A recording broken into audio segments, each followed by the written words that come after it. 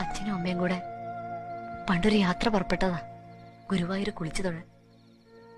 തിരിച്ചു വന്നത് 2 വെളുത്ത തുണിക്കെട്ടുകളാ. അവരൊരു കുപ്പി വിഷത്തിന്റെ സഹായത്തില് രക്ഷപ്പെട്ടു. എന്റെ ഇളയത് 3 പെൺകുട്ടികളാ. അവരുറക്കായിരുന്നു. ഞാൻ കണ്ടു ഒരു നോട്ടം. ചെതയിൽ വെച്ച വാഴത്തെ ഉയരം വെക്കണതിന് മുമ്പ് കിടപ്പാടം വിട്ടിറങ്ങേണ്ടി വന്നു. അന്നു തൊട്ടിന്ന് വരെ ഓരോ വീട്ടിലെ അടുക്കളപ്പുറത്തായിരുന്നു ജീവിതം. പിന്നെ ആകെയുള്ളൊരു സഹായം ആ കേശവൻ നായരാ.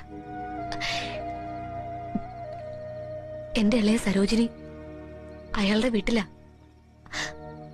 അവര് സുഖേടുകാരിയാ, ഹാർട്ടിനാ കുഴപ്പം.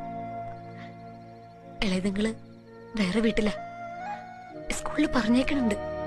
അവിടുള്ളവര് ഇതാ ബാലാമണി.